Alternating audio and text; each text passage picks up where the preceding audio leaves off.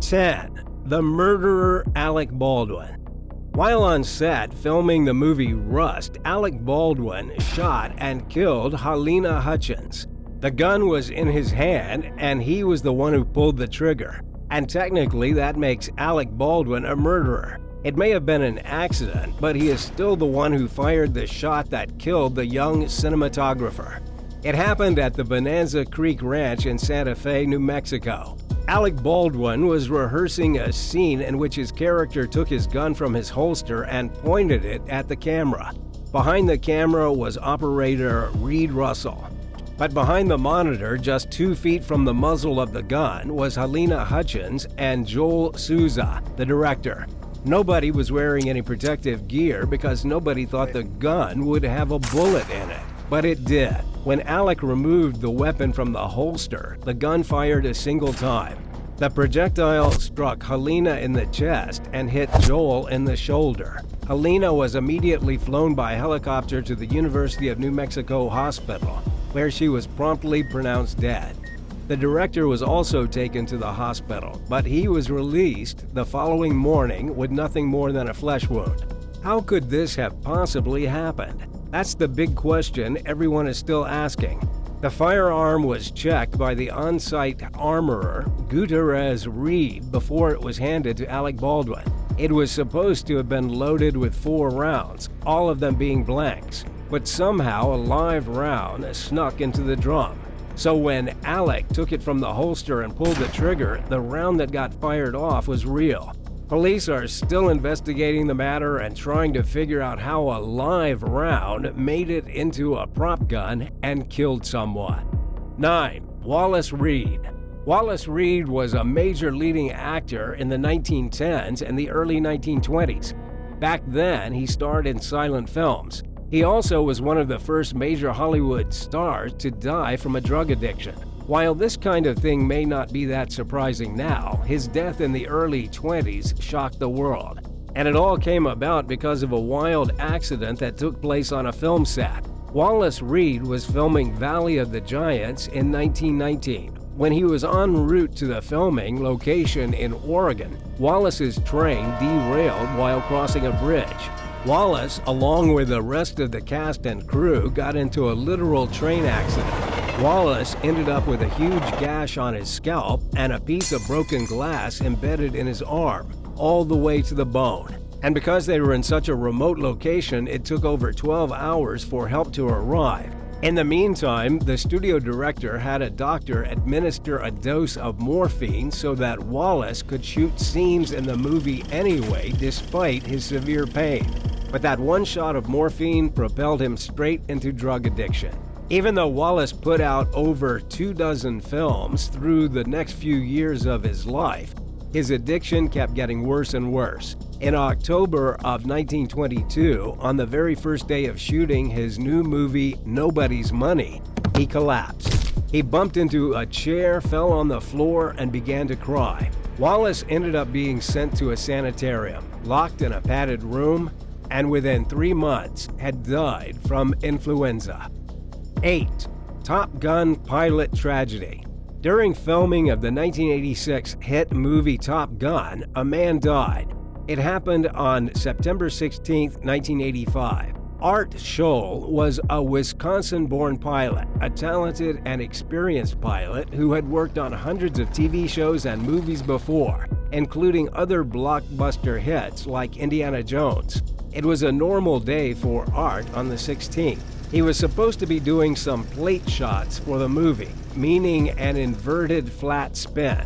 It was actually a pretty standard move for any experienced pilot with almost no risk. And yet, as he was attempting the stunt at San Bernardino at the Edwards Air Force Base near Los Angeles, something went horribly wrong. The plane was supposed to spin over the water, easy enough. But the observer plane, meaning the airplane following behind Art to film his stunt, was a little too close. He radioed for them to back off and give him space. Otherwise, they would ruin the shot by being too close. But the observer airplane lost track of Art. Then suddenly he radioed saying that he had a problem. About 3 seconds later, he radioed again saying, "I have a real problem." But by the time the guys in the observer plane reached where Art should have been, he was gone.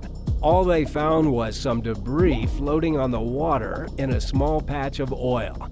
Neither Art nor his airplane were ever seen again. 7. John Wayne and nuclear fallout. John Wayne played Genghis Khan in the movie The Conqueror back in 1954. Filming took place in the Utah desert. It took place downwind from the Nevada National Security Site, an above-ground nuclear test site where nuclear bombs were set off from between January 1951 and August 1963. There were at least 100 atmospheric nuclear tests conducted here, although only 11 had been completed by the time filming for The Conqueror started. What nobody knew back then was that nuclear fallout carried on the wind could have some seriously negative implications for anyone exposed to it. According to University of Utah professor Dr. Robert Pendleton, the fallout was abundant for over a year after some of the bigger bombs were dropped, with isotopes like strontium-90 and cesium-137 being present in the air and the soil. Specifically, these isotopes were concentrated in canyons.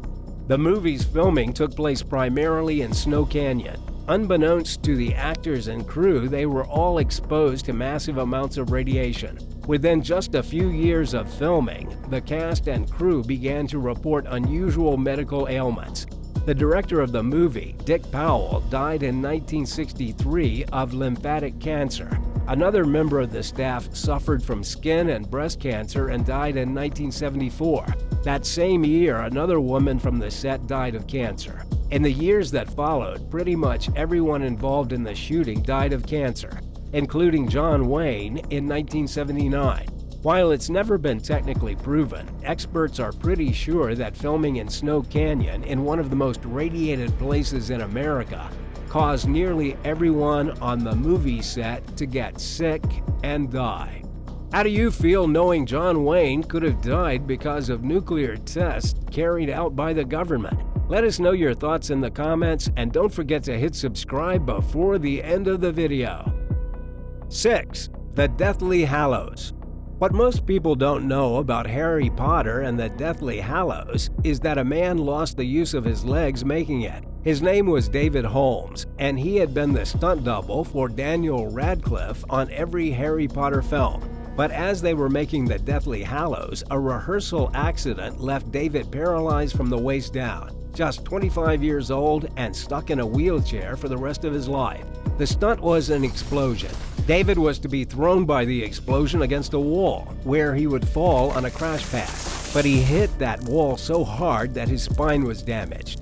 As he lay on the crash pad, he complained to the crew that he couldn't feel his legs. When they got to the hospital, doctors realized that David would never make a full recovery.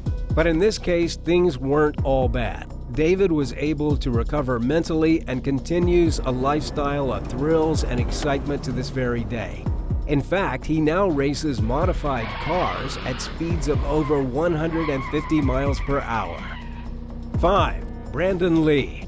Brandon Lee is perhaps the most infamous man to have ever died while filming a movie. On March 31, 1993, Brandon Lee, yes, the son of Bruce Lee, was shot to death while filming The Crow. It came just 20 years after his father died on July 20, 1973, at the young age of 32 in Hong Kong. The martial arts expert died from a brain edema, meaning he had too much fluid in his brain. Just like his father, Brandon Lee went on to become a movie star. He debuted his acting talents at the age of 21, starring in a Hong Kong action movie in 1986. He then made his American acting debut with Dolph Lundgren in the movie Showdown in Little Tokyo in 1991. He took on the lead role of Eric Draven in the cult classic The Crow in 1993, but he never finished filming that movie. It was about midnight on March 31st, with the cast and crew busy filming on scene at Carroll Cove Studios in North Carolina. Brandon Lee entered a room. Another actor shot him from a distance of about 15 feet, and a .44 caliber slug entered Brandon's abdomen and lodged in his spine. The wound was fatal, with Brandon dying just hours later in the hospital from internal injuries, blood loss, and heart failure. The gun was supposed to be filled with blanks. There were a lot of rumors surrounding his death at the time, but an investigation proved it wasn't that mysterious. Dummy cartridges that had been used for filming the gun being loaded were supposed to be removed and replaced with blanks, but they never were, and when the gun was fired, a very real bullet killed the actor. 4. Crushed to death. David Ritchie was 56 years old when he was killed on the set of the movie Jumper back in 2007. The filming had actually already wrapped up. David was one of the workers dismantling the set in Toronto, Canada. But as he and 3 other workers were sorting through debris, a huge chunk of frozen sand and gravel broke off a wall and fell on 2 of the workers. David was literally crushed to death, while one of his co-workers suffered serious injuries. In this case, the production company was fined for the death, having to pay over $250,000 in damages. One of the biggest issues was that none of the workers were wearing protective equipment. David didn't even have a helmet on, which could have saved his life. Then again, it was a pretty big piece of debris that fell on him. 3. The Twilight Zone. On July 23, 1982, a man named Vic Morrow and a pair of child actors were killed in a devastating helicopter accident while filming Twilight Zone, the movie. Vic was 53, but the kids, Renee Shin Chen and Micah Dean Lee, were just 6 and 7. They were shooting a Vietnam War battle scene with a helicopter chasing the 3 of them across a battlefield. Special effects explosions caused the scene to go sideways. The pilot of the helicopter lost control and crashed into the people he was fake chasing, killing all 3. It was a total disaster, especially since the accident happened on the very last day of scheduled shooting. The co-director, along with 4 other men working on the film, got charged with involuntary manslaughter. According to the New York Times, it was the first time that a film director ever faced criminal charges for something that happened by accident while making a movie. And while their lawyers argued that the director, the pilot, and the special effects coordinator couldn't have possibly predicted what would happen, they still got in major trouble. The prosecution accused the director and his crew of being reckless and of violating laws involving child actors. In the end, the trial took 10 months. All 5 defendants were acquitted, and Steven Spielberg, the producer of the movie, settled lawsuits put forth by the victims' families for an undisclosed amount of money. 2. An evil amputation.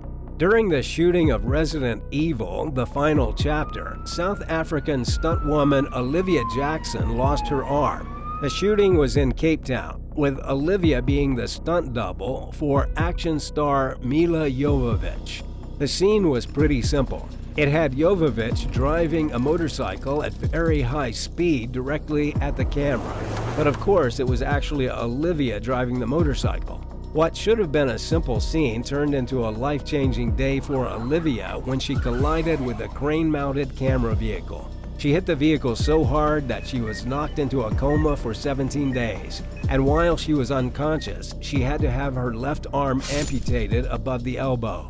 1 second she was driving a motorcycle, the next she was waking up in a hospital bed 2 weeks later without one of her arms. 1. Gone in 60 seconds. In August of 1989, director, actor, and producer Tony Halicki died in a stunt gone wrong while trying to shoot the sequel to Gone in 60 Seconds. Toby had made a pretty big name for himself in Hollywood for directing and producing some of the most intense car crash movies in the 1980s. Gone in 60 Seconds 2 was supposed to be bigger and badder than the first one, but it was this drive for big explosions and big thrills that ultimately led to Toby's death. For months, Toby had been arguing with local officials in the small town of Tonawanda, just outside Buffalo. He wanted to topple a huge water tower for a stunt. The water tower was 141 feet tall and located inside a creepy, abandoned industrial park. He was finally given permission once he obtained $8 million in insurance. but when it was time for the water tower to come down, it fell prematurely during the preparations. The 48-year-old director was underneath the tower when the whole thing came down. But the water tower itself didn't fall on Toby. It was actually a telephone pole. A cable attached to the tower snapped as it fell, slapped the telephone pole, and that fell directly on the director, crushing him to death. They did manage to get him to the hospital, but he died there of internal injuries. The movie was never finished. Thanks for watching. What do you think was the worst film set accident of all time? Let us know about it in the comments, and remember to hit subscribe if you liked what you saw, and come back again for more great stuff. See you next time. Bye.